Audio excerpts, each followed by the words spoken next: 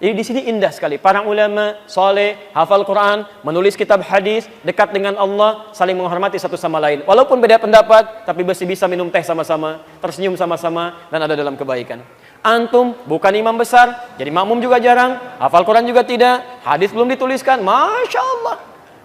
Kenapa masalah ini jadi pada ribut? Yang kunut benar, yang tidak kunut benar, yang salah, yang tidak sholat subuh. Selesai.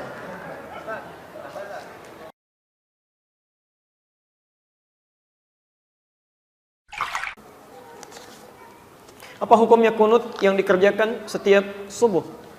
Taib, Anda berbicara hukum, berarti saya mesti jelaskan turunan hukum. Ingat, bedakan ini ya, ada hukum dan sikap hukum, itu beda. Hukum dan sikap hukum. Kalau sikap hukum, itu pilihan seseorang untuk menentukan dan memilih hukum mana yang sesuai. Tapi kalau hukum saja, itu berarti semua turunan hukum yang dipesankan oleh Al-Quran dan Sunnah. Misal, hukum tentang bismillah, itu bisa dibaca 4 cara dalam sholat, seperti saya terangkan tadi malam. Bisa dijaharkan, disirkan, tidak dibaca sama sekali, atau dibaca rakaat pertama, selanjutnya tidak. Tapi sikap kita terhadap itu memilih salah satu. Itu sikapnya. Nah, kadang-kadang mohon maaf, kalau hukumnya sudah ada pilihan, tapi sikap hukumnya berbeda, sepanjang dalam kerangka hukum itu tidak perlu kita kemudian berselisih. Sepanjang dalam kerangka hukum yang sama. Karena kita tidak mungkin memaksakan seseorang selalu sama dengan kita. Kecuali kalau pada hukum yang sifatnya satu dalil, satu contoh, dan tidak ada sikap lain kecuali itu saja. Seperti saya terangkan dalam kesempatan tadi malam. Nah, sekarang tentang kunut.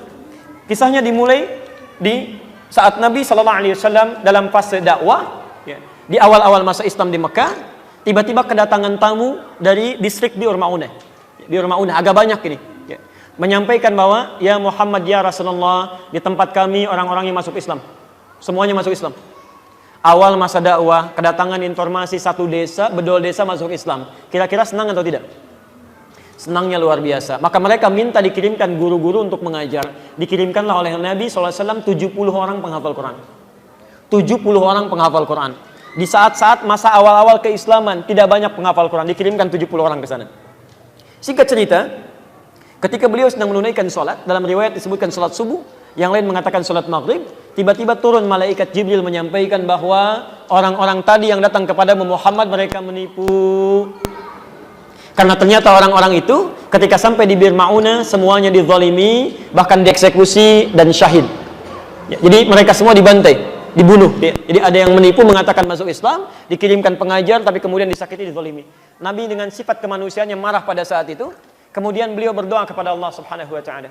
Ada yang mengatakan doanya sebelum ruku, ada yang mengatakan bangkit dari ruku.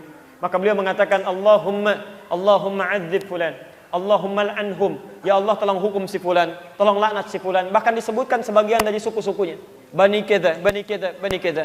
Itu berlangsung selama sebulan. Berlangsung selama sebulan.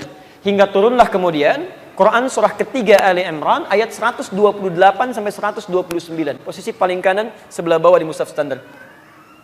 Quran surah ketiga Ali Imran ayat 128 sampai 129.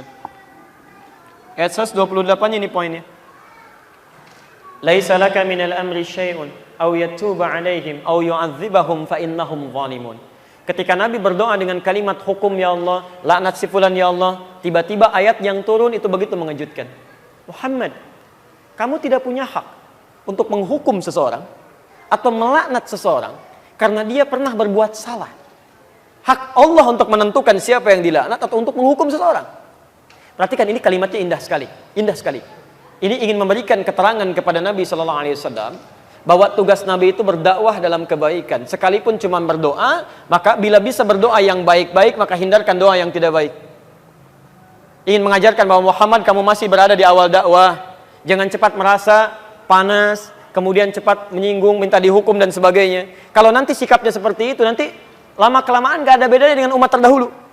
Nabi Nuh ketika umatnya mulai menyimpang, minta kepada Allah, ya Allah, setelah berdakwah ya Allah, umat ini gak mau menerima ya Allah, maka turun azab Allah Subhanahu wa ta'ala. Kamu untuk umat terakhir sampai dengan kiamat. Kalau sikap sekarang minta umatnya dihukum, maka bagaimana dengan sikap dan keadaan mereka nanti sampai kiamat? Jangan-jangan gak ada umat nanti sampai kiamat deh, karena nabinya belum apa-apa sudah minta kemudian untuk menghukum. Maka turun ayat untuk meluruskan kepada Nabi supaya berdoa dalam kebaikan-kebaikan. Taib. Ini bukan Nabi salah, bukan, nilai kemanusiaan yang menjadikan bahwa mereka penipu. Sedangkan ini masih ada di awal dakwah. Tapi Allah kemudian menanamkan kesabaran dalam diri Nabi.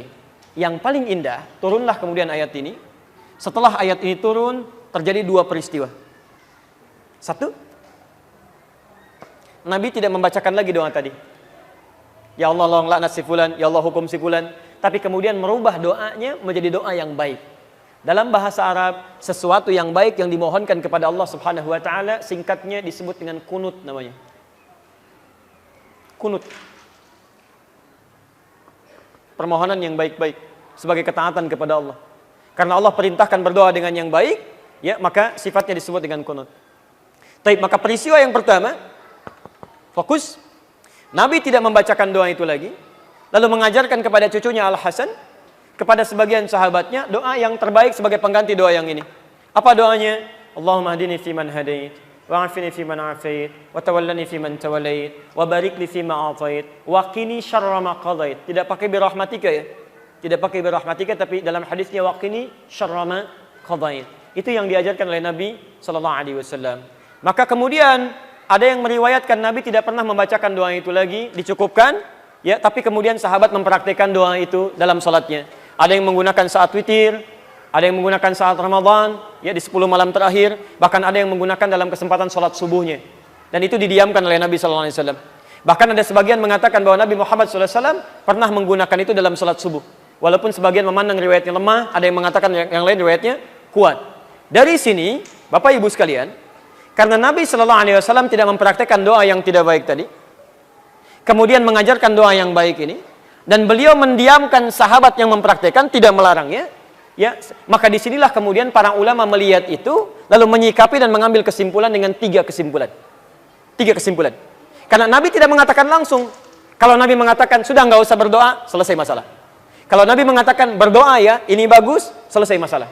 Tapi Nabi mendiamkan di sini, dan sikap diamnya Nabi dalam implikasi hukum itu bisa menerangkan beberapa pilihan-pilihan hukum. Maka Imam Abu Hanifah mengatakan, karena Nabi sebelumnya tidak baca doa, dan setelah itu pun beliau tidak baca doa lagi, setelah turun ayat tadi, maka beliau menyimpulkan tidak ada doa kunut itu. Makanya saat subuh tidak perlu membaca doa kunut, selesai. Imam Abu Hanifah.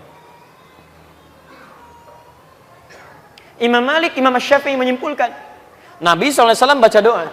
Doa ini diganti oleh Allah untuk yang baik-baik. Dan kemudian diajarkan oleh Nabi pada sahabat, sahabat membacakan, Nabi tidak melarang. Ini artinya itu pun dibenarkan kalau dibacakan.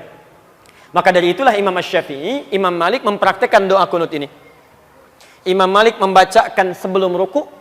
Jadi begitu membaca surah di rakaat yang terakhir dalam sholat subuh, itu Imam Malik mempraktekkan kunut, tapi kunutnya nggak jahar, sir. Makanya setelah baca surat agak lama, itu sedang baca kunut dalam subuh. Imam Syafi'i memilih riwayat yang setelah ruku. Ruku i'tidal, sami Allahu liman hamida, Rabbana walakal hamd, lalu membacakan ini dalam subuhnya. Plus Imam Syafi'i, Allahumma hdini fiman hadait, dan seterusnya. Imam Ahmad bin Hanbal mengambil jalan tengah. Ini Nabi sebelumnya nggak berdoa. Ada peristiwa besar terjadi yang membutuhkan doa, kemudian Nabi berdoa dengan itu. Setelah itu Nabi tidak berdoa lagi. Ini artinya doa ini bisa dihadirkan dalam peristiwa-peristiwa yang menuntut doa itu disertakan oleh kita. Karena ketidakmampuan kita berada di sana. Peristiwa dahsyat besar yang meminta kita atau menuntut kita menghadirkan doa, itu dalam bahasa Arab disebut dengan nazilah. Nazilah. Maka dikenal dengan istilah kunut nazilah. Doa kunut yang dibacakan ketika terjadi peristiwa genting yang membutuhkan doa. Yang ada di Palestina, yang ada di Aleppo kemarin, yang ada di Syria dan sebagainya. Maka dikenal dengan istilah kunut nazilah. Tiga-tiganya disepakati oleh para ulama, baik di zaman itu sampai di zaman kini, ini ijtihad para ulama yang dibenarkan dan sah dilakukan ketika memilih satu di antara ketiganya. Karena Nabi memang memberi peluang yang sama untuk bisa mengerjakannya atau tidak sama sekali. Jadi, di masa bahkan Imam Syafi'i, beliau pernah berkunjung ke tempatnya Imam Abu Hanifah setelah beliau meninggal.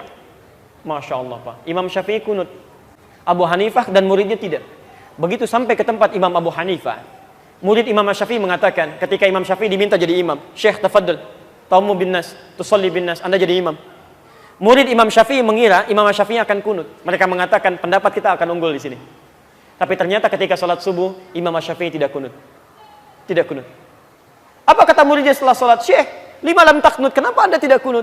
Kata beliau, saya menghormati pendapatnya Imam Abu Hanifah yang berlaku di tempat ini. Masya Allah.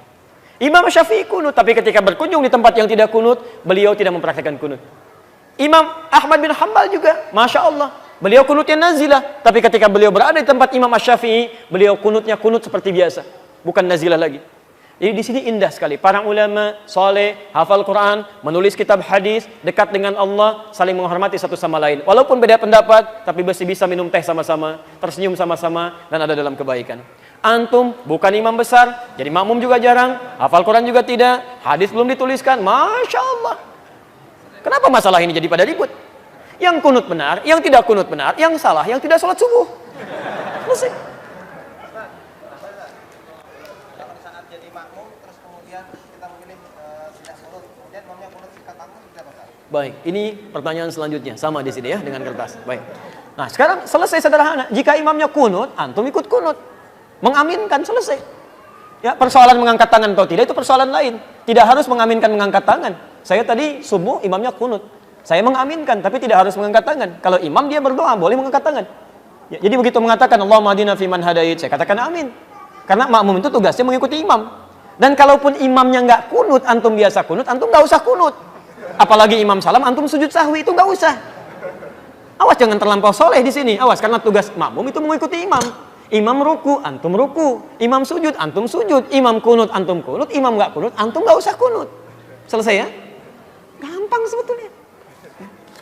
Allahu Akbar. Yang salah, yang tidak, kita sepakat di situ. Baik. Saya dulu di Tripoli dapat kunjungan dari ketua PBNU dulu. Datang, ya, mengatakan, alhamdulillah katanya Ustaz. Di Indonesia sekarang NU dan Muhammadiyah sudah kompak. Subuhnya nggak pakai kunut gitu ya. Masya Allah saya bilang, bisa begitu? Iya, karena nggak pada ke masjid semuanya masing-masing.